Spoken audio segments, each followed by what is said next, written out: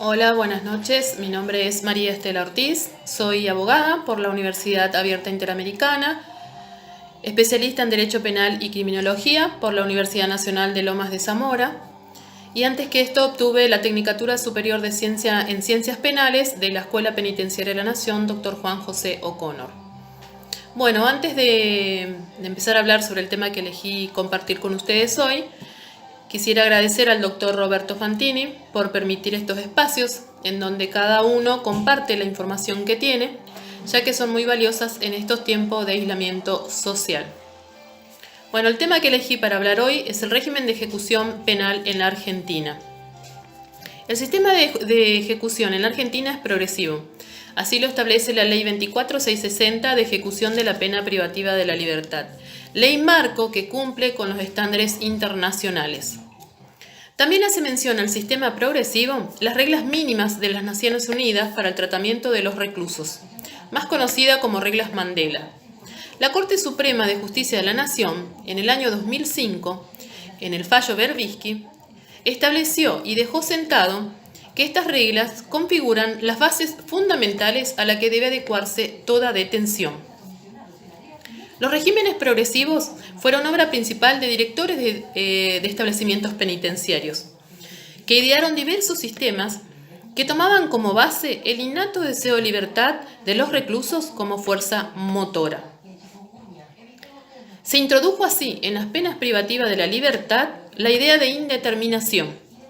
Su duración dependía, en parte, de la conducta del penado en prisión. Alcanzar la liberación es la meta primera del régimen progresivo. Es lo que el sistema ofrece a cambio del apego a las reglas de la prisión. Juan Carlos García Vassallo, quien fuera subdirector nacional del Servicio Penitenciario Federal, con toda contundencia explicó que para que un sistema sea progresivo debía reunir 3 requisitos. El primero, división del tiempo de la sanción penal en partes, llámese periodos, grados o fases. Segundo, avance, detención y retroceso a través de los periodos, grados o fases. Tercero, posibilidad de la incorporación social del penado antes del vencimiento de la pena.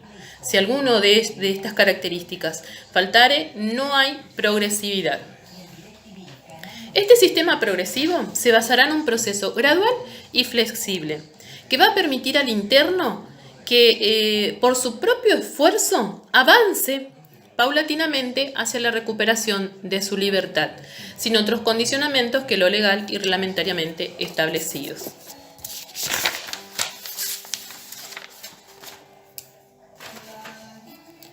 El régimen penitenciario que se basa en la progresividad estará dividido en periodos, por lo que debe avanzar todo interno por su calidad de condenado.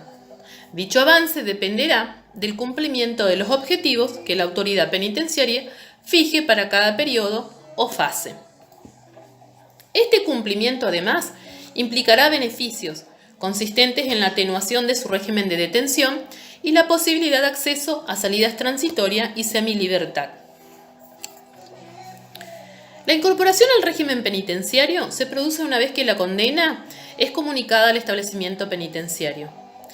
El tribunal que condenó debe enviar copia de la sentencia condenatoria y el cómputo de pena a la unidad o complejo donde se encuentra alojado el interno y también al juzgado de ejecución, siempre que éste haya quedado firme.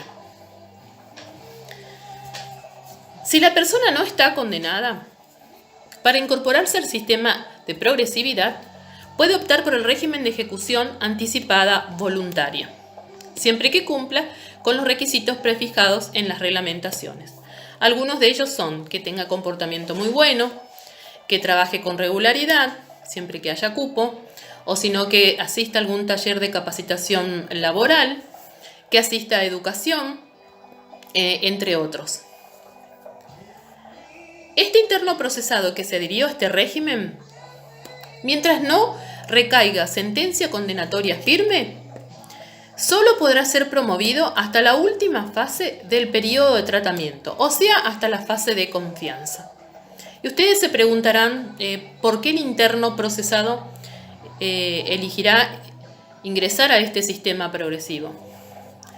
Lo que les puedo contar es, bueno, ante la eventualidad de una futura condena, lo que hace el interno es adelantarse y se somete a este régimen, y de esta manera ir avanzando en el sistema progresivo. Hasta que llegue la sentencia condenatoria, él va a ir avanzando en el régimen. Que esto igualmente le trae beneficios a ellos. Como decíamos anteriormente, una de esas es la atenuación del régimen carcelario.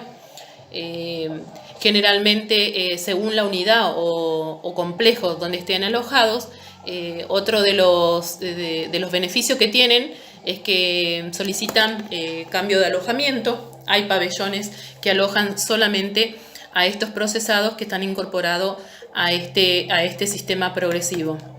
Y como decíamos anteriormente, como son internos que deben tener comportamiento muy bueno, son pabellones que al ser procesados son tranquilos y bueno, a ellos les benefician porque pueden, como ellos dicen, pueden vivir mejor. Otra de las explicaciones también es que bueno, las sentencias condenatorias suelen llegar muy tarde a los establecimientos penitenciarios. Y ellos saben que si no se someten voluntariamente a este sistema, van a empezar más tarde a cumplir el tratamiento. Y eso le va a generar que más tarde empiecen a usufructuar los beneficios de la fase de confianza, los beneficios del periodo de prueba, y bueno, y después vienen los institutos liberatorios, que bueno, es lo más deseado por ellos. En la aplicación de la progresividad se procurará limitar la permanencia del interno en establecimientos cerrados.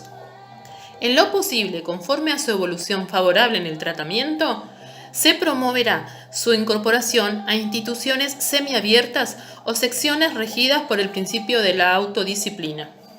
El encierro siempre debe ir de mayor a menor. Entonces, la lógica y principal característica de este sistema progresivo es evitar el cumplimiento íntegro de la pena en prisión, diciendo como último que este régimen progresivo es la herramienta de la reinserción social, y de ahí su importancia.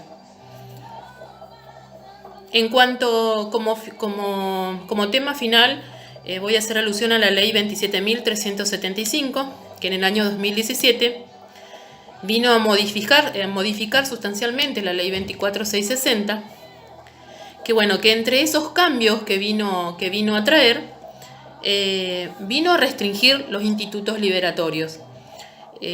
Cuando hagamos el próximo video explicando las salidas transitorias y la libertad condicional, vamos a explicar más a fondo esta ley.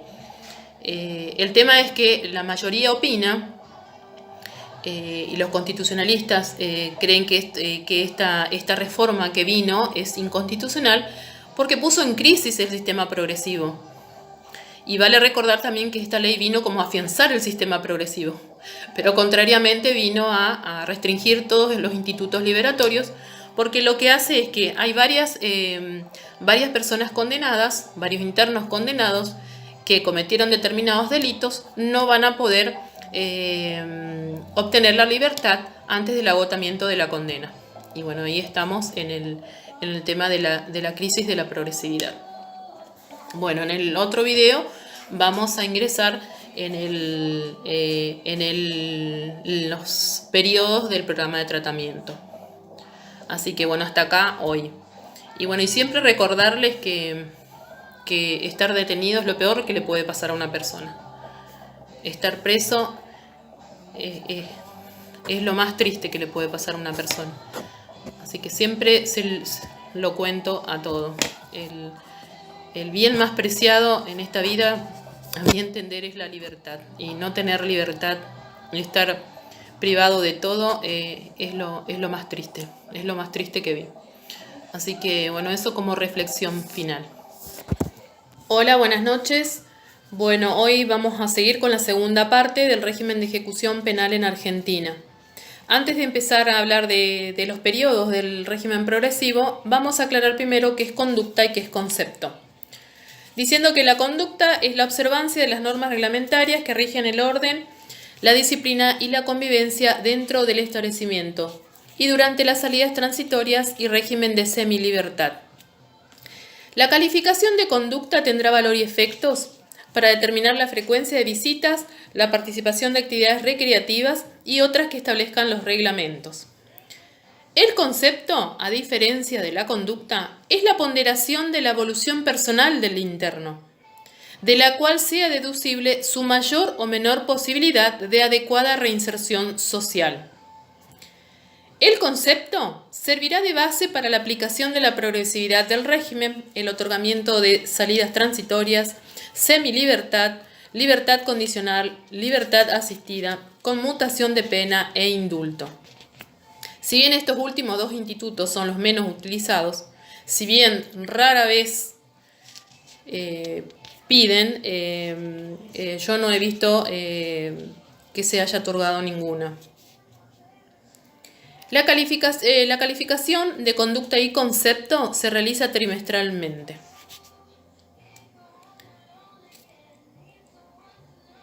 Aclarando que el programa de tratamiento es individual e interdisciplinario, dicho todo esto, comenzamos a desarrollar los periodos del régimen progresivo.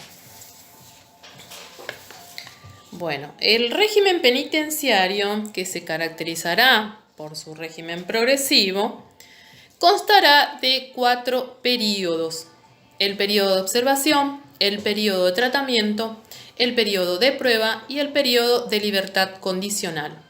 Hoy vamos a hablar de las 2 primeras. El periodo de observación constituye el comienzo del diseño del programa de tratamiento. Consiste en el estudio médico, psicológico, social del interno y en el diagnóstico y pronóstico criminológico. Comenzará con la recepción del testimonio de sentencia y cómputo de pena en el servicio criminológico, no pudiendo exceder de 30 días. Con la cooperación del interno, el equipo interdisciplinario confeccionará la historia criminológica. Al término del periodo de observación, el responsable del servicio criminológico elevará un informe al director del establecimiento proponiendo la fase del periodo de tratamiento al cual debe incorporarse, el establecimiento o sección al que debe ser destinado y su programa de tratamiento.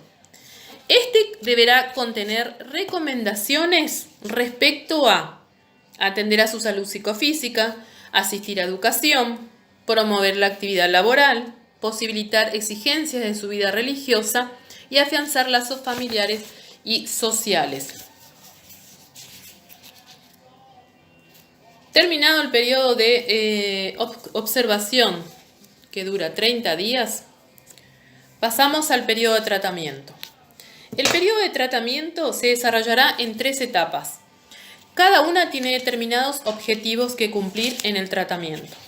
El primero de ellos es la fase de socialización. Consiste en la aplicación intensiva del programa de tratamiento propuesto por el organismo técnico criminológico, tendiente a consolidar y promover los factores positivos de la personalidad del interno y a disminuir o modificar los factores disvaliosos.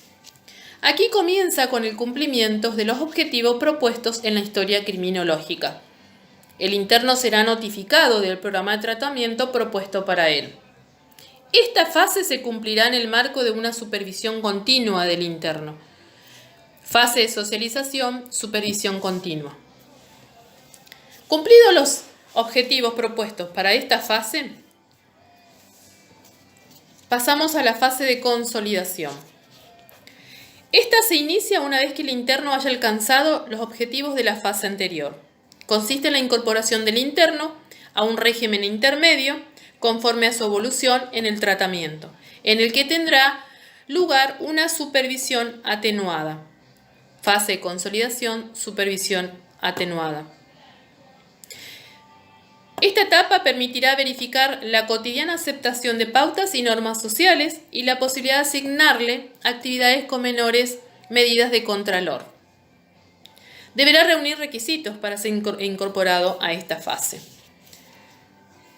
Ellas son: poseer conducta bueno 5, concepto bueno 5, no registrar sanciones disciplinarias medias o graves en el último periodo calificado, trabajar con regularidad, estar cumpliendo las actividades educativas, mantener el orden y la adecuada convivencia, demostrar hábitos de higiene para con su persona, su lugar de alojamiento y los lugares de uso compartido, y tener el dictamen favorable del servicio o consejo correccional.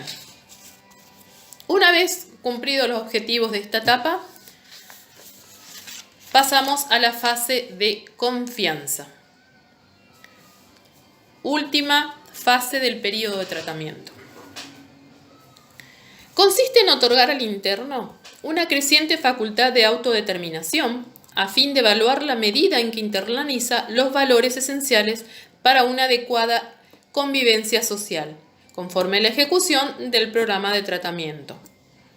Para acceder a esta fase, deberá poseer en el último trimestre conducta muy buena 7, concepto bueno 6.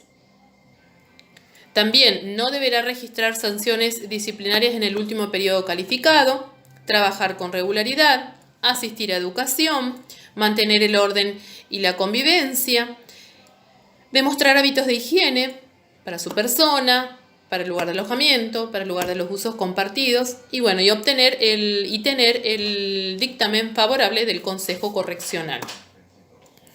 El ingreso a esta fase comportará para el interno condenado la carencia de vigilancia directa y permanente en el trabajo. Según las características de cada establecimiento, esta fase consistirá en el alojamiento en sector independiente, separado del resto de los internos que se encuentren en otras fases. En esta fase la supervisión es moderada. Como decíamos anteriormente, según qué unidad o qué complejo esté alojado el interno, hay pabellones, cuando ingresa a la fase de confianza, hay pabellones específicos para alojar los internos que se hallan en esta fase. Lo que comúnmente se dice pabellón de confianza. También hay pabellón de consolidación, pabellón de socialización. El alojamiento es uno de los beneficios que trae ir avanzando en la progresividad. Los pabellones de confianza, decíamos, carencia de vigilancia directa, hay una supervisión moderada y la vida en la cárcel se le torna bastante más atenuada. Hasta acá vamos a hablar hoy. En el tercer video vamos a entrar con el desarrollo del periodo de prueba y los institutos liberatorios, que son las salidas transitorias y el régimen de semilibertad. Y entraremos con la modificación que sufrió la ley 24660 y los cambios que produjo en estos institutos. Y en el cuarto video, el último periodo, que es el de libertad condicional. Así que hasta acá hoy. Hola, buenas tardes. Hoy vamos a continuar con la tercera parte del régimen de ejecución penal en la Argentina. Hoy nos toca hablar de la tercera parte del régimen progresivo, que es el periodo de prueba. El periodo de prueba va a consistir en el empleo sistemático de métodos de autogobierno y va a comprender la incorporación del interno a un establecimiento abierto o sección independiente que se basa en el principio de la autodisciplina, la posibilidad de obtener salidas transitorias y la incorporación al régimen de semilibertad. Para ingresar al periodo de prueba, el interno debe reunir requisitos. Los requisitos temporales son: para pena temporal sin la accesoria del artículo 52 del Código Penal, la mitad de la condena. Para penas perpetuas sin la accesoria del artículo 52 del Código Penal, 15 años. Para accesorias del artículo 52 del Código Penal, cumplida la pena, 3 años. Además deberán no tener causa abierta u otra condena pendiente y poseer conducta ejemplar y concepto ejemplar. El director del establecimiento resolverá en forma fundada la concesión al periodo de prueba. Y dicha decisión deberá ser informada al juzgado de ejecución y al organismo técnico criminológico. Es evidente que en este estadio de la ejecución de la pena ya hay un debilitamiento en las condiciones de encierro y se va a promover la incorporación gradual del condenado al contexto social. Como dijimos, el periodo de prueba tiene dos institutos liberatorios, las salidas transitorias y el régimen de semilibertad. Hoy nos vamos a abocar a las salidas transitorias, ya que son las más utilizadas. ¿Qué son las salidas transitorias? Si le preguntas a un interno te va a decir son horas de libertad. La salida transitoria es un beneficio incorporado por el sistema penal al régimen de ejecución de la pena, con la finalidad de que el interno pueda reintegrarse a la sociedad antes del cumplimiento de la condena. ¿Para qué? Para que se vaya familiarizando con el exterior. ¿Cuándo surgieron estas salidas? Fue mediante la reglamentación a la Ley 11.833 de Organización Carcelaria y Régimen de la Pena que en el año 1947 incluyó por primera vez la posibilidad del empleo de permisos de salidas transicionales que permitían al condenado abandonar el establecimiento por un periodo breve o relativamente breve, fijado de antemano, sin que ello suponga la interrupción de la ejecución de la pena. La reglamentación incluyó la posibilidad de salidas periódicas para los internos con conducta ejemplar. Las primeras salidas periódicas que se concedieron fueron a comienzos del año 1952.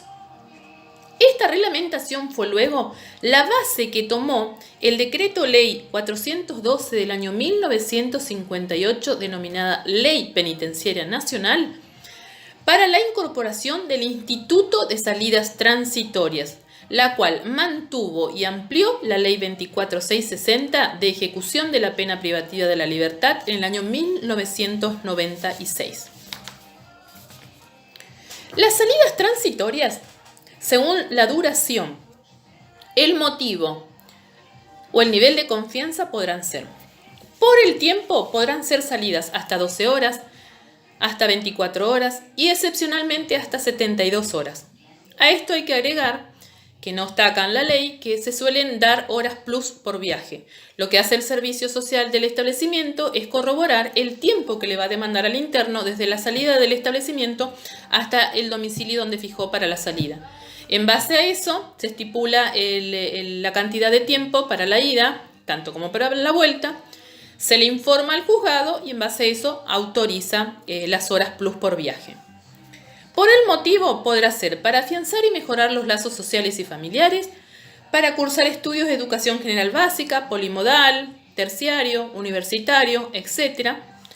O para participar de programas específicos de pre-libertad.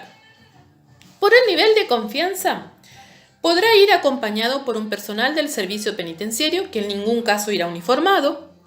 Podrá ser confiado a la tuición de un familiar o de una persona responsable y podrá salir también bajo palabra de honor.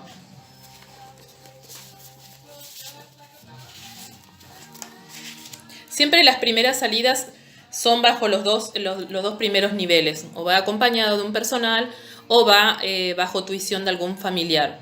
Cuando cumple con regularidad una determinada cantidad de salidas, después el juez ya le da las salidas bajo palabra de honor. Para la concesión de salidas transitorias, se requiere estar comprendido en alguno de los tiempos mínimos de ejecución. Para penas mayores a 10 años, 1 año desde el ingreso al periodo de prueba. Para penas mayores a 5 años, 6 meses desde el ingreso al periodo de prueba.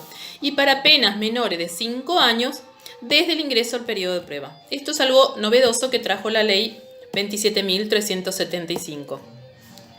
Estos tiempos mínimos en el periodo de prueba. Además deberá no tener causa abierta donde interese su detención u otra condena pendiente, poseer conducta ejemplar durante el último año contado a partir de la petición de la demanda. Esta también es algo nuevo que trajo la ley, durante el último año contado a partir de la petición de la medida. deberá contar con el informe favorable del director del establecimiento, del organismo técnico criminológico y del consejo correccional. No encontrarse comprendido en los supuestos del artículo 56 bis de la ley 27.375. Más adelante vamos a entrar en este artículo. En los casos de las personas condenadas por los delitos previstos en el artículo 128 tercer párrafo, 129 segundo párrafo y 131 del Código Penal, antes de adoptar una decisión se requerirá un informe del equipo interdisciplinario del juzgado de ejecución y se notificará a la víctima o a su representante legal, que será escuchada si desea hacer alguna manifestación. Tanto la víctima como el interno podrán proponer peritos especialistas a su cargo y presentar los informes correspondientes. ¿Quién propone las salidas transitorias? El director del establecimiento propondrá al juez de ejecución o juez competente la concesión de salidas transitorias, propiciando en forma concreta: 1. El lugar o la distancia máxima a la que el condenado podrá trasladarse. Si debiera pasar la noche fuera del establecimiento, se le exigirá una declaración jurada del sitio exacto donde pernoctará. 3. Las normas que deberá observar, restricciones o prohibiciones. Y 3. El nivel de confianza que se adoptará. ¿Quién autoriza estas salidas? Corresponderá al juez de ejecución o juez competente las salidas transitorias previa recepción de los informes fundados del organismo técnico criminológico y del consejo correccional del establecimiento. Dicho informe deberá contener los antecedentes de conducta y concepto y los dictámenes criminológicos desde el comienzo de la ejecución de la pena. Al implementar la concesión de salidas transitorias, se exigirá el acompañamiento de un empleado o la colocación de un dispositivo electrónico de control, las famosas tobilleras, los cuales solo podrán ser dispensados por decisión judicial. Concedida la autorización judicial, el director del establecimiento quedará facultado para hacer efectivas las salidas transitorias e informará sobre su cumplimiento. Cada reintegro va a ser informado, si fue con o sin novedad, al juzgado que corresponde. Y deberá el director del establecimiento disponer la supervisión a cargo de profesionales del servicio social. En este caso, hay situaciones en las que imposibilita hacer la supervisión cuando se trata de domicilios que se hallen en alguna villa o asentamiento y que no están dadas las condiciones para ingresar y hacer la supervisión. ¿Qué hace el asistente social? Generalmente se acerca a la comisaría del lugar y pide acompañamiento de algún personal policial. Si no es tan peligroso, el personal policial le acompaña, el asistente social hace la supervisión y luego informa la supervisión si es con o sin novedad. Hay veces que la comisaría misma te informa que no va a acompañar porque en el lugar no están dadas las condiciones de seguridad. Y también le recomienda al asistente social que no ingrese porque el lugar es peligroso. Lo que hace el asistente social es pedirle este informe a la comisaría para luego ser informado al juez de ejecución. El artículo 56 bis. Este artículo fue incorporado a la ley 24660 en el año 2004, bajo la ley 25.948. Ya en aquel entonces establecían que no podrían otorgarse los beneficios del periodo de prueba a los condenados por los siguientes delitos: homicidio agravado por el artículo 80, inciso 7 del Código Penal, delitos contra la integridad sexual de los que resultare la muerte de la víctima, privación ilegal de la libertad coactiva si causare la muerte de la persona ofendida, homicidio en ocasión de robo y secuestro extorsivo si causare la muerte de la persona ofendida.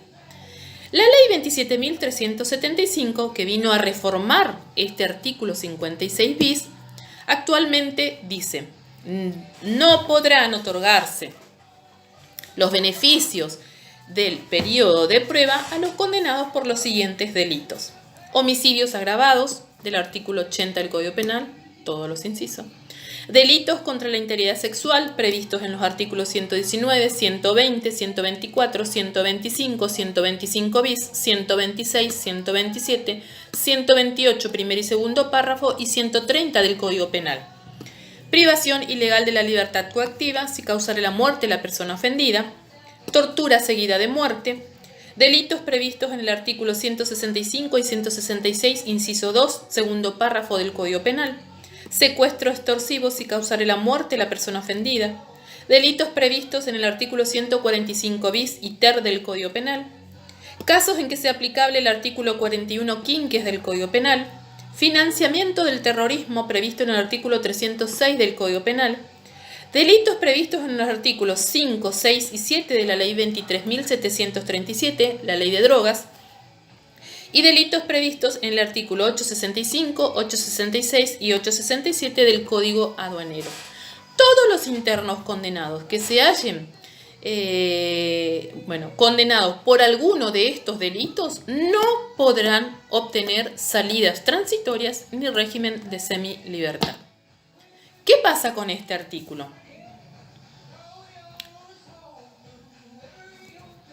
Es violatorio a los principios de la ejecución de la pena, como es la reinserción social, como lo es la igualdad ante la ley, y por sobre todo va en contra del sistema progresivo. Por eso, cuando hablábamos en el primer video, decíamos que el régimen progresivo está en crisis. ¿Qué va a generar que haya cada vez más restricciones para la salida? Si hoy las cárceles están llenas, acá unos años van a estar mucho más llenas. Y cárceles llenas significa superpoblación. Superpoblación significa violencia, significa hacinamiento, significa imposibilidad de cumplir con los programas de tratamiento, significa imposibilidad de supervisión directa por parte del personal penitenciario, y también implica el incremento de delitos dentro de las cárceles. Y así le puedo seguir enumerando. Así que es para reflexionar esta última ley que modificó la 24660. Si bien algunos juzgados están resolviendo que es inconstitucional, el tema es que sigue vigente. Hasta acá hablamos hoy y bueno, nos vemos en el cuarto video, que es el último periodo de la progresividad, que es libertad condicional. Hasta luego. Hola, buenas noches. Hoy vamos a continuar con el régimen de ejecución penal en la Argentina. Hoy nos toca hablar de la última etapa del régimen de la progresividad, que es el periodo de libertad condicional. El Instituto de la Libertad Condicional nace con la Ley 11.179, que es el Código Penal de 1921, aunque con antecedentes en los proyectos de 1891, 1906 y 1916. Se puede decir que la libertad condicional es un modo de cumplimiento de la pena privativa de la libertad. Soler dice que la libertad condicional constituye la última etapa del sistema progresivo porque el condenado va a salir en libertad vigilada, culminado a cumplir ciertas obligaciones. Es condicional porque justamente lleva consigo condiciones puntuales que el liberado está obligado a cumplir. El juez de ejecución o juez competente podrá conceder la libertad condicional al condenado que reúna los requisitos fijados por el Código Penal, previo los informes fundados del organismo técnico criminológico, del Consejo Correccional del establecimiento y de la dirección del establecimiento penitenciario, que pronostiquen en forma individualizada su reinserción social. Al implementar la concesión de esta libertad condicional, se exigirá un dispositivo electrónico de control, el cual solo podrá ser dispensado por orden judicial, previo informe del órgano de control y del equipo interdisciplinario del juzgado de ejecución. ¿Cuándo comienza el trámite de la libertad condicional? 45 días anteriores a la concesión de la libertad condicional, el interno podrá iniciar la tramitación de su pedido de libertad condicional, informando el domicilio que fijará para su egreso. Con ese pedido se formará un expediente y este expediente deberá contener situación legal del peticionante, conducta y concepto que registre desde su incorporación al régimen de ejecución de la pena, si es posible también el comportamiento durante su proceso. Posición del interno en la progresividad del régimen, detallándose la fecha en que fue incorporado en los periodos o fases. Si registraré sanciones disciplinarias, informe de la sección Asistencia Social sobre la existencia y conveniencia del domicilio que propuso el interno y propuesta fundada del organismo técnico criminológico sobre la evolución del tratamiento basada en la historia criminológica actualizada. Dictamen del Consejo Correccional respecto a la conveniencia de su otorgamiento sobre la base de las entrevistas previas de sus miembros con el interno, el cual quedará sentado en un libro de actas. El informe del Consejo Correccional se referirá por lo menos a los siguientes aspectos del tratamiento del interno: salud psicofísica, educación, formación profesional, actividad laboral, actividad educativa, actividades recreativas, relaciones familiares y sociales, aspectos peculiares del presente caso y sugerencias sobre las normas de conducta que debería observar si se otorgare la libertad condicional. Con la información reunida por el Consejo Correccional y la opinión fundada del director del establecimiento sobre la procedencia de esta petición, será enviada a consideración al juzgado de ejecución.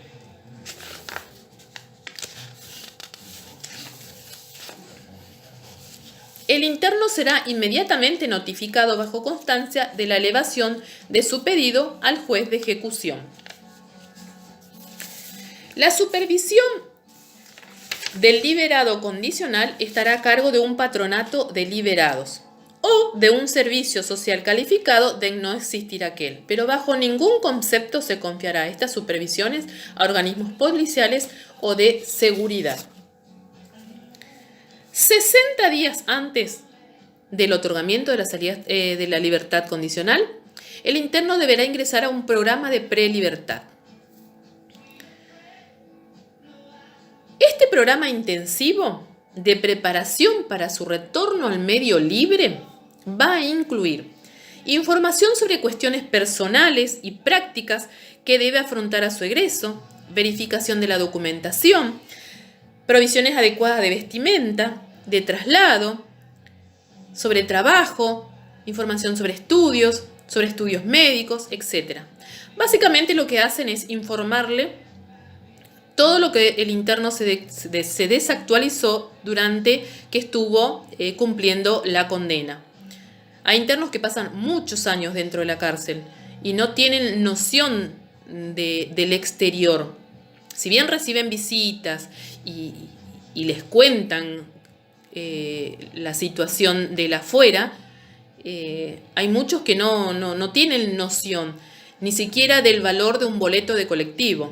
Entonces básicamente lo que hacen en este caso, por ejemplo, es tramitarle la tarjeta SUBE, informarle sobre los precios de los pasajes, dónde tomar los micros, si tienen la ropa adecuada para el día de su egreso, informarle dónde podrán ir a buscar trabajo, dónde podrán ir a continuar con sus estudios, ya sea primario, secundario, terciario, universitario, o informarles dónde podrán continuar con sus tratamientos médicos, etc.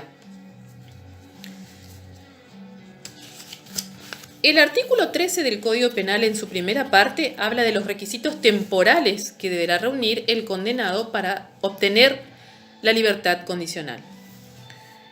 El condenado a reclusión o prisión perpetua que hubiere cumplido 35 años de condena.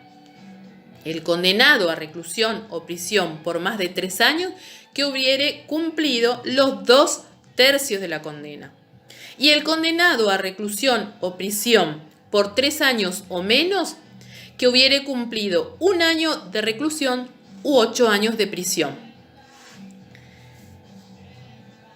El resto de lo que habla el artículo 13 son los recaudos de conducta que deberá observar cuando salga en libertad. Entre eso es residir en el lugar que determine la autosoltura, observar regla de inspección que fije el mismo apto, especialmente la obligación de abstenerse a consumir bebidas alcohólicas, sustancias estupefacientes, adoptar en el plazo que el auto determine oficio, arte, profesión, si no tuviere medios de subsistencia, no cometer nuevos delitos, someterse al cuidado de un patronato de liberados y someterse a tratamiento médico, psiquiátrico, psicológico si acreditan su necesidad y la eficacia de acuerdo al Consejo de Peritos. El artículo 14 es el otro artículo que condiciona la concesión de la libertad condicional. ¿Se acuerdan cuando hablábamos de la ley 27.375, que vino a modificar la ley de ejecución de la pena 24660? Cuando hablábamos específicamente del artículo 56 bis. Bueno, esa misma ley vino a modificar, en la misma categoría que el 26 bis, vino a modificar el artículo 14 del Código Penal, el que quedó redactado de la siguiente manera. La libertad condicional no se concederá a los reincidentes. Tampoco se concederá cuando la condena fuera por homicidios agravados previstos en el artículo 80 del Código Penal, delitos contra la integridad sexual previstos en los artículos 119, 120, 124, 125, 125 bis, 126, 127, 128, primer y segundo párrafos y 130 del Código Penal. Privación ilegal de la libertad coactiva, si se causara intencionalmente la muerte de la persona ofendida, tortura seguida de muerte, delitos previstos en los artículos 165 y 166, inciso 2, segundo párrafo del Código Penal, secuestro extorsivo si se causara la muerte de la persona ofendida, delitos previstos en los artículos 145 bis y ter del Código Penal, casos en que sea aplicable el artículo 41 quinques del Código Penal, financiamiento del terrorismo previsto en el artículo 306 del Código Penal, delitos previstos en los artículos 5, 6 y 7 de la Ley 23.737, que es la Ley de Drogas, y delitos previstos en los artículos 865, 866 y 867 del Código Aduanero. Volvemos a decir todas las limitaciones que trajo esta ley y que ya venían trayendo también otras normativas, porque esto empezó en el año 2004 con el 56 bis. La libertad condicional será revocada cuando el penado cometiera un nuevo delito o violare la obligación de residencia. En estos casos no se computará en el término de la pena el tiempo que haya durado la libertad. Deberá cumplir el resto de lo que le falta de la condena más la pena por el nuevo delito cometido. En los casos de los incisos 2, 3, 5 y 6 del artículo 13 del Código Penal, el tribunal podrá disponer que no se compute en el término de la condena todo o parte del tiempo que hubiere durado la libertad hasta que el condenado cumpliese con lo dispuesto en dichos incisos. Transcurrido el tiempo de la condena o el plazo de 5 años señalados en el artículo 13, sin que la libertad condicional haya sido revocada, la pena quedará extinguida.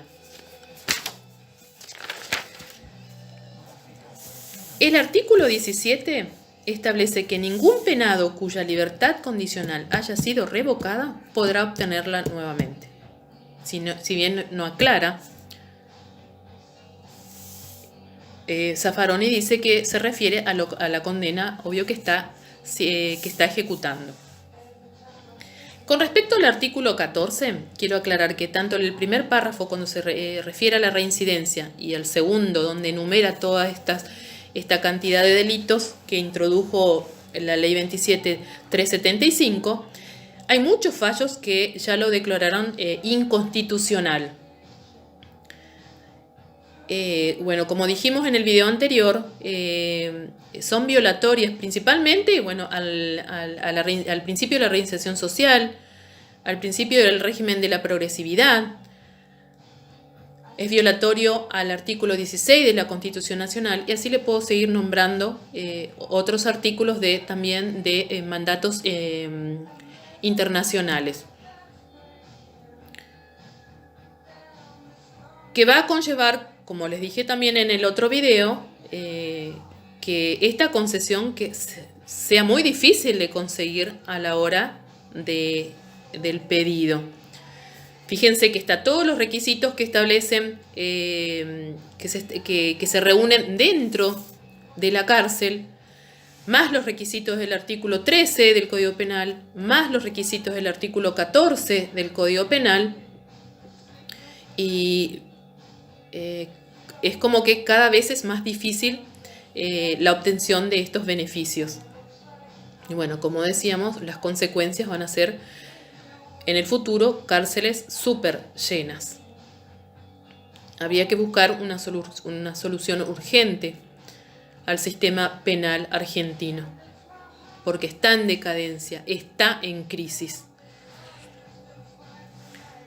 Bueno, hasta acá el resumen de lo que es el periodo de libertad condicional. Así que bueno, nos vemos en el próximo video. Hasta luego.